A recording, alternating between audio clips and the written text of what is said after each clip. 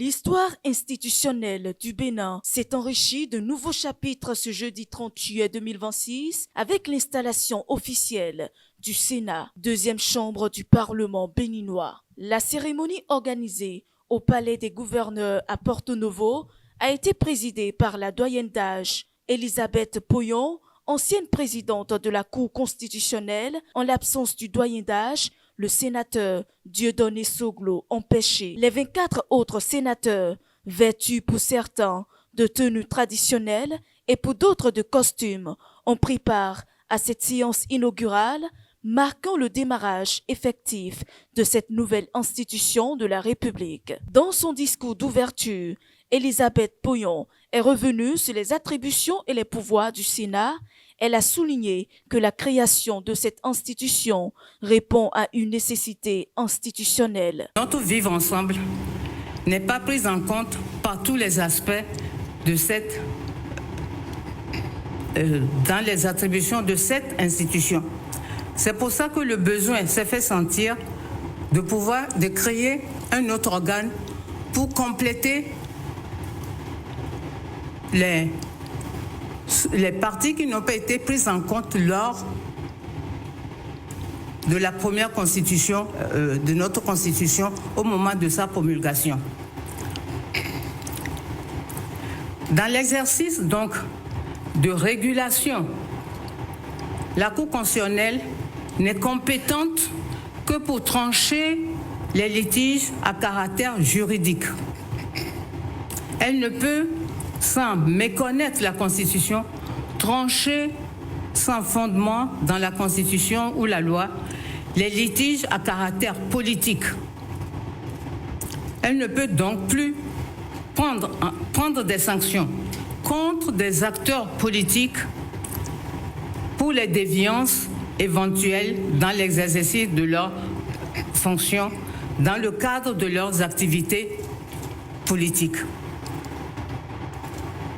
D'un autre côté, les institutions judiciaires ne peuvent pas non plus prendre des sanctions dès lors que les faits ne revêtent pas un caractère pénal. C'est ce vide observé dans notre vie institutionnelle et politique que le Sénat vient combler. En effet, selon les dispositions de l'article 113.1 de la Constitution, je cite, « Le Sénat régule la vie politique pour la sauvegarde et le renforcement des acquis de l'unité nationale, du développement de la nation, de la défense du territoire, de la sécurité publique, de la démocratie et de la paix. Il veille aux mœurs politiques, au renforcement et à la continuité de l'État, ainsi qu'à la stabilité politique.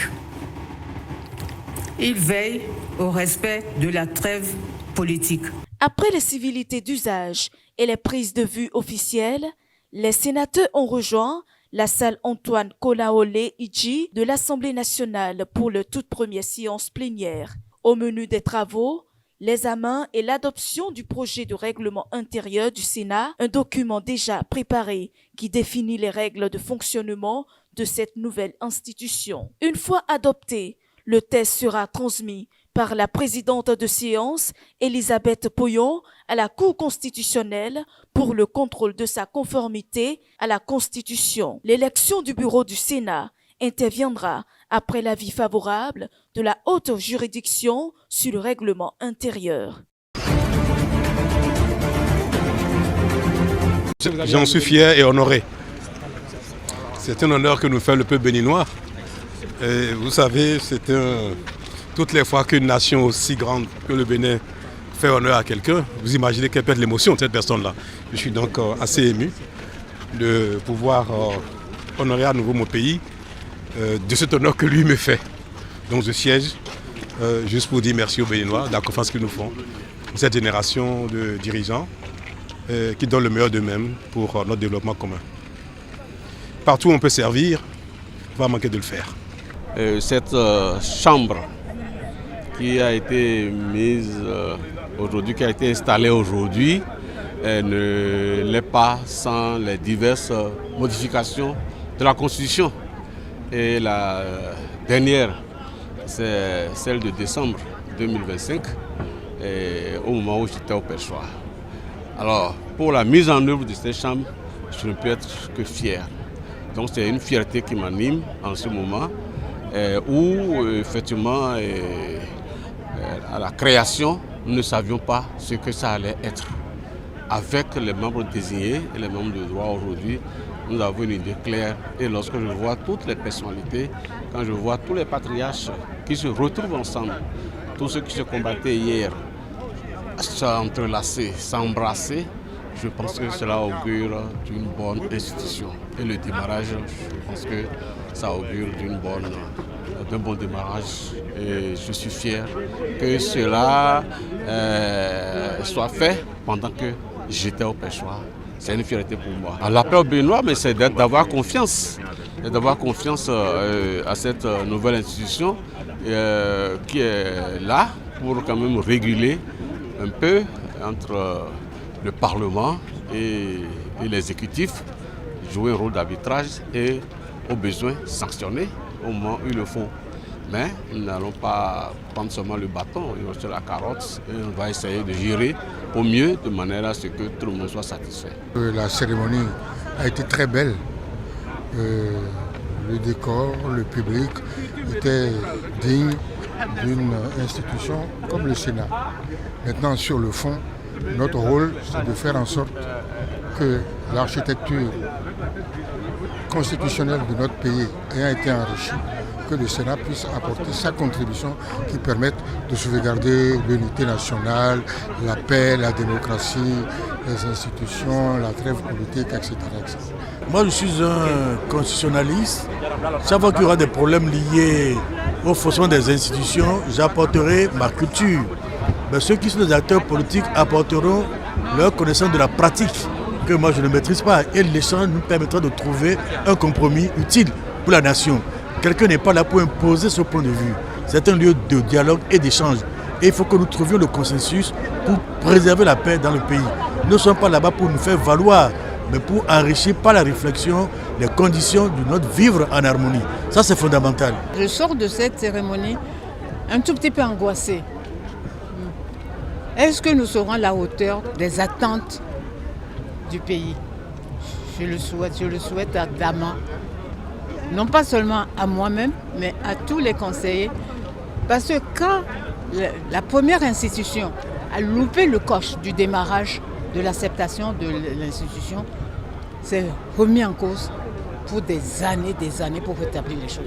Donc, moi je souhaite vraiment à Dama que cette première installation, ces premiers sénateurs ne déçoivent pas l'attente de notre pays, de notre peuple, et que nous soyons à la hauteur des tâches qui nous sont confiées. Mais écoutez, vous porterez tous le Sénat dans vos souhaits pour qu'il réussisse. Nous sommes tous béninois, non? Mais voilà, c'est ce que je souhaite aux uns aux autres. C'est une fierté pour moi d'appartenir à ce Sénat. Et vous n'êtes pas sans savoir que c'est la première fois que notre pays connaît une telle institution. Et vous voyez, tous ceux qui composent cette institution, ce n'est pas des gens qu'on présente. Donc c'est une double fierté pour moi d'être appartenu à ce Sénat. Et je crois que, contrairement à ce que les gens pensent, que le Sénat, c'est la chambre haute, comme on le dit, la chambre haute, qui est appelée à insuffler notre démocratie. Je crois qu'après le règlement intérieur qu'on va adopter bientôt, je crois que le Sénat va se mettre au travail. Et les résolutions, ou du moins les décisions, le travail que le Sénat va produire, c'est un travail de qualité qui va aider non seulement l'Assemblée nationale, mais aussi le chef de l'État. Donc le Sénat n'est pas là pour mettre les bâtons dans les roues comme les gens le prétendent. Non, le Sénat est là pour aider à corriger ce qu'on n'avait pas corrigé par le passé. Le Sénat, ce mot-là, c'est pas pour la première fois, nous l'entendons dans ce monde. Aux États-Unis, il y a le Sénat, hein, vous voyez, et puis le Sénat a un rôle prépondérant à jouer. Et c'est les hommes d'État, les hommes des institutions qui ont de la matière dans leur congolo, hein, qu'on a pu réunir. C'est un acte de grandeur que le président Yahi a posé. C'est pas que nous allons dire aujourd'hui, comme l'homme de Soava, rentrer dans le rang, c'est pas ça. À un certain niveau, la sagesse gagne quand même la conscience, et cette sagesse qui a gagné la conscience du président Yahi Boni, nous l'apprécions fortement, et tout le peuple béninois doit prendre de très bon cœur cet acte posé par le président de la République, parce que cette institution créée, c'est bien précisé que ça va réunir les anciens présidents de la République. La question que nous devons nous poser, Yahi Boni est ancien président, oui ou non, et que les rumeurs taisent. Les sénateurs doivent quand même jouer leur rôle, respecter leur cahier de charge, la feuille de route qui est tracée, la vision qui est tracée, et c'est tout le rôle de la société civile. Nous serons à l'état de veille et nous devons éviter qu'il y ait vraiment des dérapages, malgré que la justice va jouer son rôle pour ceux qui vont tomber dans le panneau. Le Sénat, ce mot-là, c'est pas pour la première fois, nous l'entendons dans ce monde. Aux États-Unis, il y a le Sénat, hein, vous voyez, et puis le Sénat a un rôle prépondérant à jouer, et c'est les hommes d'État, les hommes des institutions qui ont de la matière dans leur congolo, hein, qu'on a pu réunir. C'est un acte de grandeur que le président Yahi a posé. C'est pas que nous allons dire aujourd'hui, comme l'homme de Soava, rentrer dans le rang, c'est pas ça. À un certain niveau, la sagesse gagne quand même la conscience, et cette sagesse qui a gagné la conscience du président Yahi Boni, nous l'apprécions fortement, et tout le peuple béninois doit prendre de très bon cœur cet acte posé par le président de la République, parce que cette institution créée, c'est bien précisé que ça va réunir les anciens présidents de la République. La question que nous devons nous poser, Yahi Boni est ancien président, oui ou non, et que les rumeurs taisent. Les sénateurs doivent quand même jouer leur rôle, respecter leur cahier de charge, la feuille de route qui est tracée, la vision qui est tracée, et c'est tout le rôle de la société civile. Nous serons à l'état de veille et nous devons éviter qu'il y ait vraiment des dérapages, malgré que la justice va jouer son rôle pour ceux qui vont tomber dans le panneau. Les membres du Sénat qui sont installés en ce jour dénotent d'une nouvelle ère pour notre démocratie, où au bout de l'ancienne code, l'on aura la nouvelle, c'est-à-dire qu'on laisse les jeunes prendre des décisions, diriger le pays, tout en ayant une chambre de sages, un conclave de sages qui regarde à la loupe les décisions prises et qui peut toujours recadrer, réorienter, redresser, conseiller. Et je trouve que cela dénote également d'une très bonne chose. Et nous en félicitons déjà ceux qui ont eu cette idée. Et nous avons quand même des espérances par rapport à cet état de choses. C'est-à-dire qu'en fait, déjà, ceux qui ont pu laisser le pouvoir ont fait preuve et montrent d'une très grande sagesse en laissant démocratiquement le pouvoir à une nouvelle génération, une génération posée, une génération de jeunes compétents qui sont qualifiés et qui ont appris au pied des aînés. Et ça, cet état de choses est à l'actif de la nouvelle équipe gouvernementale. Et également, ce Sénat qui est installé viendra en appoint et en appui pour consolider les décisions, et les conseiller, les orienter et pouvoir parfois également dire halte s'il y a des dérives qui s'opèrent ou se notent. Notre PP bien-aimé Boni Yali, qui je crois a fait montre de sagesse, qui au départ, certainement pour des raisons personnelles, n'était pas prêt à s'engager sur ce chemin. Mais je crois que Dieu lui a soufflé les bonnes idées et il est revenu sur ses décisions et est prêt à s'engager avec cette nouvelle équipe-là du Sénat pour pouvoir sortir en fait de cette vieille marmite-là une pâte très blanche, c'est-à-dire qu'en fait du rôle de leurs expériences, succès, force, faiblesse, pouvoir maintenant proposer de nouvelles solutions, suggérer de nouvelles solutions parce qu'ils ne sont pas à l'opérationnel, suggérer de nouvelles orientations et déjà anticiper sur les dérives qui pourraient se poser et dire attention, attirer l'attention du président et de son équipe. Attention, dans ce sens, si vous y allez, il y aura problème. Et si, par mes aventures, il y a des problèmes, des difficultés, des couacs, je pense que également, en tant que sage de la cité, et sous l'arbre à palabre, pour plusieurs situations pourraient être dénouées. Et donc nous saluons vivement cette institution qui est encore une bouffée d'oxygène pour notre démocratie, pour notre pays, parce que l'objectif à terme, c'est le bien-être de tous, que toute la population se sente bien, que l'éducation marche et que le pays soit développé. Félicitations, Monsieur le Président. C'est une visite protocolaire parce que je viens d'être élu président du Conseil économique et social et c'est normal qu'à ce titre, je vienne rendre compte au président de l'Assemblée nationale de l'ensemble du processus. Et c'est ce que nous avons discuté.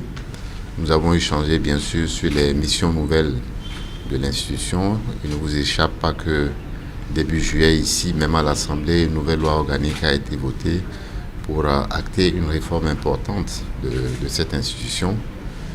Cette réforme vient après celle de 2024 qui a changé complètement le cadre institutionnel du Conseil économique et social. Et donc nous avons aujourd'hui une institution, j'allais dire, relativement nouvelle.